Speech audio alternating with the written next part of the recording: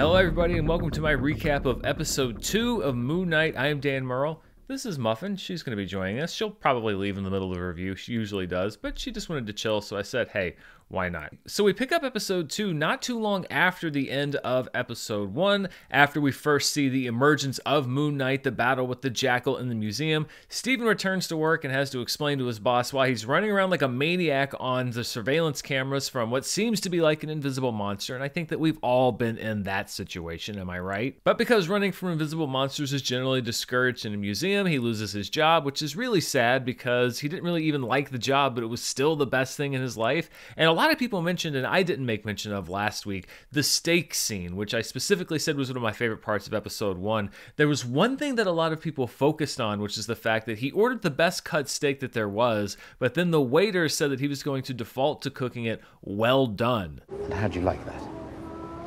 Good, yeah, very good, very good. Yeah. I'll put you for well done. Oh, okay, all right, yeah. And a lot of people, I think, wrote that off as like bad script writing or whatever. I honestly think that waiter was just messing with them. It's just like, you know what? If you're going to be just a general weirdo, then you get a really nice steak well done. I like a nicely cooked piece of meat, but even I know that you never order a steak well done at a restaurant. So last episode, we introduced this concept of these items and this person named Mark, and the fact that Steven is obviously, to his own knowledge, not Mark. Here we go further down the rabbit hole. Steven discovers that he has a storage locker, there's a cot. As bachelor pads go, I think you could do worse, especially given the real estate prices in London. And this is where we get the first glimpse of what's going on. He finds a passport for Mark Spector, he finds a gun. This really seems like some Jason Bourne type stuff happening here. And I want to stop here and kind of give you my perspective on this, which is that I am coming at this show and I saw this episode from the perspective of not knowing the whole DID angle, not knowing the fact that there was a Mark Spector as well as a Stephen Grant. And I found this episode and the build up to it to be fascinating as hell, because I was sitting here wondering what's going on. When he would blank out into this other world, I didn't know that there was another personality there. And it brings up kind of an interesting thing, and it's something that I've talked about in a couple of my other reviews. There was some objection to the fact that I am watching and reviewing this show without knowing the source material. So there are things that I don't know as the show is unfolding that a lot of people are ahead of me on because they've read the comic books, they know the storylines, they know the plot, and they think that in order for me to give a full and comprehensive review of something like Moon Knight or Dune or whatever, then I will also need to be able to know how well that is adapted from the source material. And listen, I'll openly acknowledge that my perspective on Moon Knight is certainly different probably than the perspective of somebody who does know where the plot might be leading or what the basic setup is, and I'm certainly in no position to give an opinion on something like how well this is adapted from the source material, but I don't think that that makes my opinion not count, because while it seems like most people are probably acquainted with Moon Knight, I would wager there are as many or more people watching the show that don't know the premise of the show. I've personally loved these first 2 episodes because I am learning for the first time what's going on in much the same way that the character of Steven is learning for the first time what's going on. It makes me appreciate the story. It actually, I think, gives me good clarity on the writing in the sense that I'm not really taking anything for granted. It's great to come at it from a background of extensive knowledge, but there are those of us who are really enjoying having the story told to us the first time through this particular lens and through this adaptation of it. So I would encourage you, if you know a lot about Moon Knight, not to shut out people like myself that don't know a whole lot about the source material, because it could be an interesting perspective that's a little different from the way that you're seeing the show. Regardless of all that, we get a better look at Khonshu and we really understand what Khonshu is, this ancient Egyptian god. I love the execution on this character. You've got F. Murray Abraham's voice. It's just a very creepy looking thing. I know that you enjoy the work I have for you. We need each other. And it's even creepier when you put it in the context, particularly in the storage unit. I was a PA in Los Angeles for many, many years, and I spent many days inside storage units just like these, cleaning out and rearranging stuff. And I can speak from experience on just how creepy it is to be alone in one of these things with the lights that turn on and off with the motion. I feel like when you combine that just general creepy atmosphere that so many people have been in firsthand with the design of the creature, the sound design on the voice, I just think think it's been really effective how they've used it on the show thus far. I was also under the impression that the only person that was really in Steven's head, quote unquote, was Khonshu. So when we get to the scene outside the storage unit where we meet the character in person of Layla for the first time, and we realize that she has seen Steven, and apparently she has lived this entire other life with him, but not as Steven, as Mark. Are you living here with someone else? No, oh, no. No, this is my mum's flat. That's where it really got me intrigued, because this isn't just a voice on the phone. This couldn't just be a misunderstanding because they didn't meet in person. Obviously, there's either like a twin thing going on here or somebody's been brainwashed. I was trying to figure it out myself.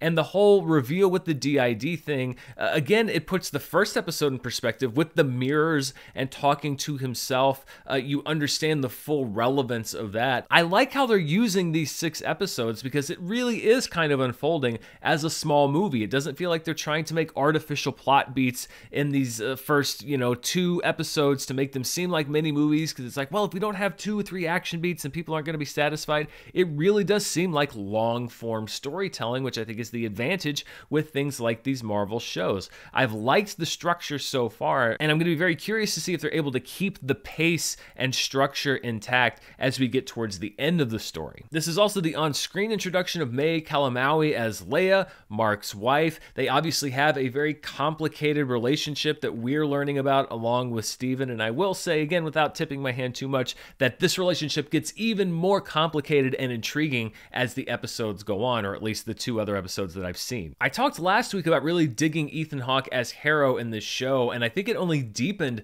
this week, because last week we established that he has this motive that, again, you can understand why he's coming from the place that he's coming from. And then here, when we introduce the character of Mark, we get the fact that Harrow, despite the fact that he's trying to do this sort of pre-crime thing, is in many ways the moral superior of Mark. So he's got something over both Steven and Mark. I'm curious, do you think that Khonshu chose you as his avatar because your mind would be so easy to break, or because it was broken already? We learn a little bit more about Mark, the fact that in his past he was part of this cold-blooded mercenary team that wiped out a bunch of people. Is that really so much worse than what Harrow is doing? It's this complicated hero-villain relationship that I think is going to keep this show fresh as we move forward. Of course, all of this is informed by the fact that Harrow was once the avatar of Khonshu and knows about that kind of justice, and he's trying to do it a different way. So you have a villain with intimate knowledge of your hero, which makes things even more interesting. Khonshu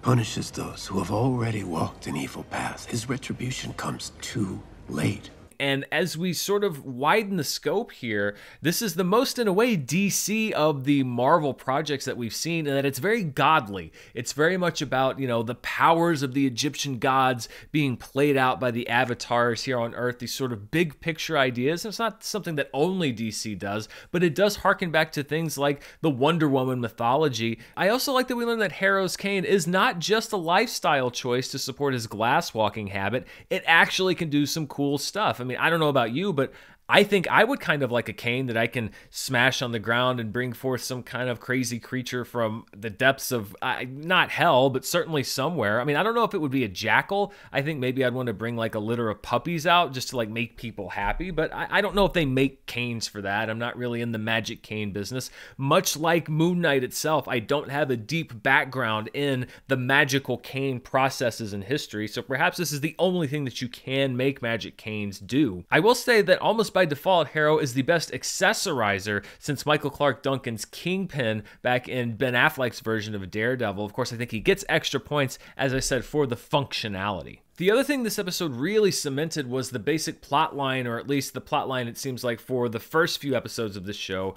which is essentially a treasure hunt. We have this scarab that leads to the secret of resurrecting Amit. Of course, we don't want this to happen because it seems like it will be very, very bad for a lot of people. So that's going to be this conflict, this sort of the Mummy meets National Treasure race to either resurrect or not resurrect this Egyptian god. And as Steven/Mark is trying to prevent all of this from happening, we have the revelation of maybe not the coolest superhero summoning slogan ever.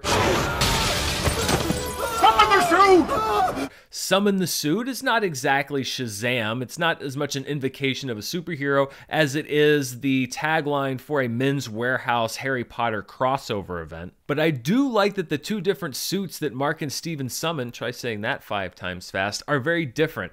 Steven's suit is kind of like a fancy Deadpool. The idea that when he's told to summon the suit, he actually makes himself a 3-piece suit, I think is hilarious. And then we know what Mark's suit looks like. And again, by differentiating them here, I think it makes the whole DID thing not just a gimmick. You're actually setting this up as 2 characters in one body. And it's actually, from what I've read in many places, a good examination of what it's like for somebody with DID, the idea of not knowing part of your life, the idea of sharing your body with 2 different voices. There's a hell of a punch back there. Look around. Someone's gonna get hurt if you don't let me help. It's a very good way of bringing to life something that a lot of people may have only seen in TV and movies, where it's maybe not dramatized quite as well, or read about in books. So once Mark's suit has been summoned, we get the rooftop fight chase scene that we have seen shots of in the trailers. And again, I think when you bring Moon Knight out for these action sequences, I love how they're choreographed. I love the look of the character. It's reminiscent of things that we've seen in other superhero films, but it doesn't feel derivative of any of them. I like the way that they combined the practical choreography. Obviously, there's a lot of digital work in here as well, but I thought that it was a really great sequence. If this was kind of a cookie cutter story, if I didn't really care for the performances and the action beats were the only thing that really made me kind of sit up in my seat, then I could maybe subscribe to the idea that we haven't quite had enough of the Moon Knight action. But the fact that I like these characters, I like the conflict, I like the scenes between Ethan Hawke and Oscar Isaac, I want to know where this story is going. That doesn't make me sit there going like, well, where's Moon Knight? When's Moon Knight going to come into this story? Now, if he's still barely in the show by the time we get to episode 6, that's fine. But I think, like all superhero movies and TV shows, we're probably building up to something bigger as we go along toward the end of the series, and I'm sure that we're going to get a lot more Moon Knight as the show goes on. As cool as this action sequence was, though, it's ultimately an L for our heroes, because Harrow gets his hands on the Scarab and potentially the secret to resurrect Emmett. And we also have this conflict now between Mark and Steven, where Mark has had enough of all this, and he now refuses to cede control of the body back to Steven. So this dynamic that we had in the first almost 2 episodes of the show, where Steven's in control, now we seem to have a situation where Mark is in control, and I'm excited to see where Oscar Isaac takes his performance. You hurt people, but I'm never gonna let you hurt anyone else ever again. Steven, shut up! Just shut up! Stop it! Steven, shut up! I promise.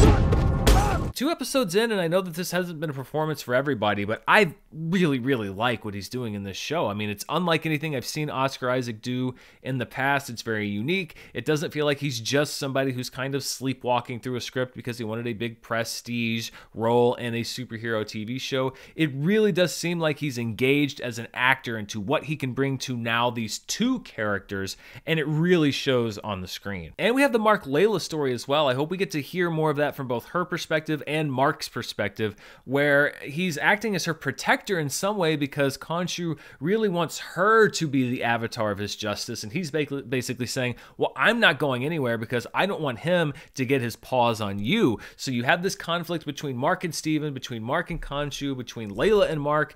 Steven and Layla are getting to know each other for the first time. You basically have a very small number of characters, but with a lot of different potential conflicts between all of them, and I think that keeps the show fresh and energized. Ultimately, we end the episode in Egypt, which somehow looks better on this TV show than it did in Kenneth Branagh's Death on the Nile movie. It appears that Mark and Steven are going to be hot on Harrow's trail in order to stop the resurrection of Summit as we get into episode 3 next week, and that's really where we leave it. We have a bunch of people on a race to Summit's tomb. We've got scarabs and puzzles and lots of different stuff. I like movies like this. I like these sort of treasure hunt action adventure movies, and I hope that we get some real mummy-esque Egyptian action in the next episode. What did you think of the episode? Did you like the 2 fashion senses of the Moon Knights that we saw? What would your Moon Knight suit look like? Let me know down in the comments below. And thank you so much for watching the channel as I recap Moon Knight week to week. Stay tuned because I've got at least 2 movie reviews coming up. Sonic the Hedgehog 2, which I'm seeing on Thursday afternoon. You'll have a review for that Thursday night. Ambulance from Michael Bay, which I'm also seeing on Thursday. You'll probably have that review on Friday. And then I'm hoping to see Everything Everywhere All at Once. It looks like it's not going to be playing directly around me, but there may be a couple theaters a couple hours away that I can sneak off to some point this weekend because I desperately want to see that movie. So if I can see Everything Everywhere All at Once, I'm also going to bring you a review of that movie this weekend.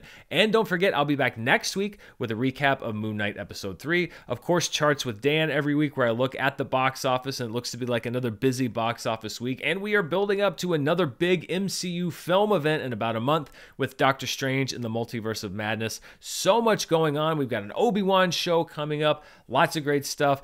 Be sure to subscribe here to the channel, and something that I haven't asked people to do a lot and probably need to more often is to turn on those notifications. There's that bell that you can click to be notified every time that I upload a new video. It helps these videos get watched more quickly. It helps them get spread around more. So if you want to see more of what I'm up to, don't just subscribe. Hit that bell, get those notifications going, because there's going to be a lot of stuff coming up that you're going to want to hear about. I'm still on board with Moon Knight after 2 episodes, and I hope you are too. I'll be back very soon with more movie news and reviews, but until then, stay safe, and I'll see you next time. Bye.